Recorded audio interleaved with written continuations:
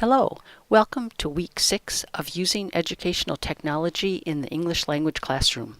I'm Carol Chappell. I'll be doing the lecture this week on the topic of using technology for teaching listening.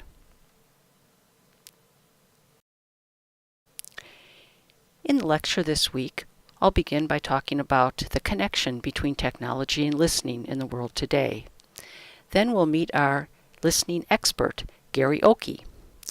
We'll ask him why listening is so important for students. We'll also ask him what teachers should know about listening and any advice that he has for teachers. Finally, we'll take a look at how technology can help in the teaching of listening to English language learners.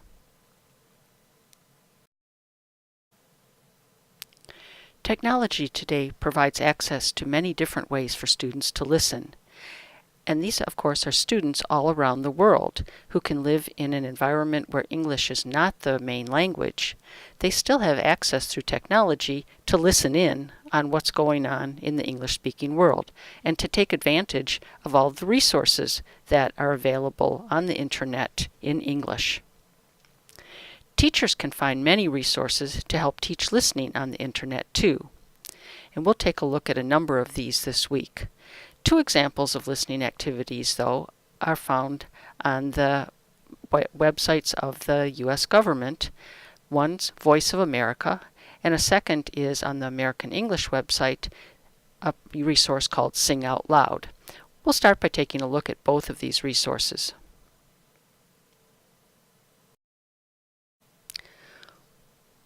One great resource is found on the Voice of America website in the Learning English section.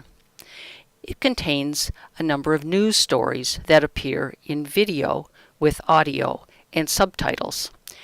The videos allow the students to listen to current news stories that bring them news from around the world. The example here is about the Women's March that took place on January 21st in 2017. The march was a big protest that occurred in lots of different cities around the world. It provides great listening material for students because there are a lot of visual cues that the students can use to see what's going on. They can get meaning from both watching and from listening. In the picture that I have on the screen here, you can see that this particular march comes from Washington, D.C. There's the Capitol building in the background, and there are signs that the students can look at. Even very beginning level students probably know the meaning of stand up. The videos also include the subtitles that provide text that goes along with the audio. The audio is also spoken in very slow and clear English. So these resources are really ideal for bringing current, interesting material into the classroom using English that's accessible for learners.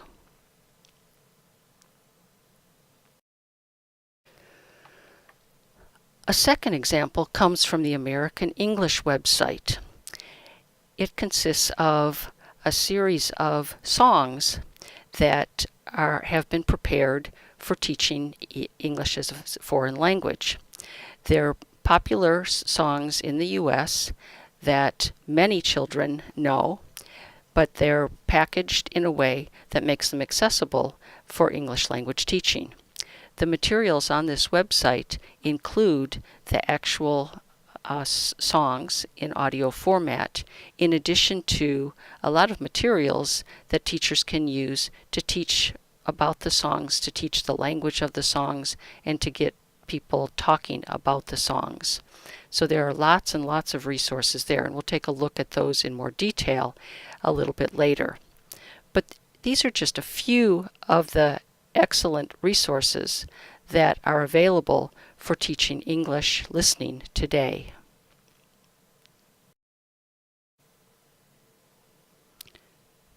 But what are we really doing when we're trying to teach listening? Listening is kind of a mysterious skill because it seems to just happen. The oral language is out there. People either understand it or they don't understand it. How can we actually teach someone to listen better?